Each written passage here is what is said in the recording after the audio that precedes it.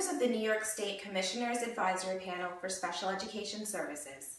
Thank you for allowing me to speak to you today. My name is Jennifer Dillon. I am a parent of a 7-year-old daughter with Down syndrome.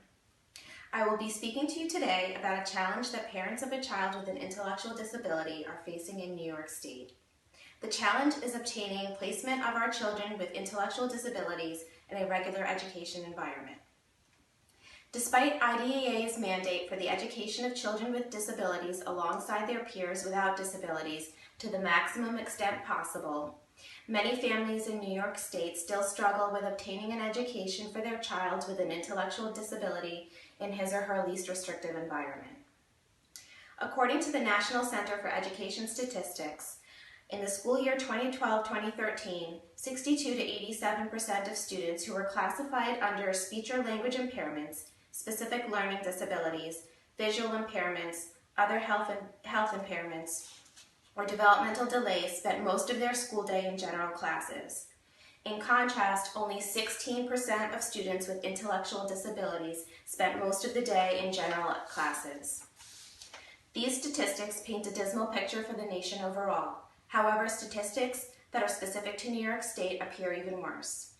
According to the U.S. Department of Education in New York State, 26 to 68% of students in disability categories including autism, emotional disturbance, hearing impairment, orthopedic impairment, other health impairment, specific learning disabilities, speech or language impairment, and visual impairment spent 80% or more of their day inside a regular class, while only 6% of students under the category of intellectual disabilities spent 80% or more of their day in a regular class.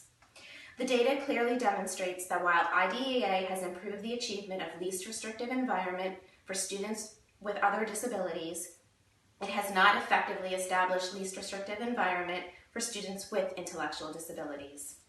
I am recommending specific further action that should be taken to resolve the disparity in educational environment for children with intellectual disabilities in New York State.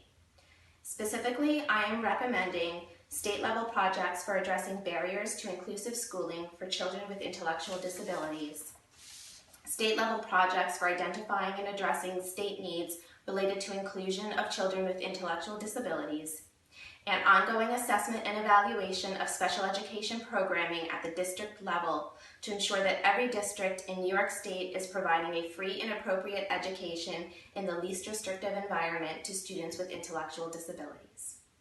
Thank you for allowing me to provide testimony today, and thank you all for the work that you do to ensure that students with disabilities receive an appropriate education that is in compliance with IDEA.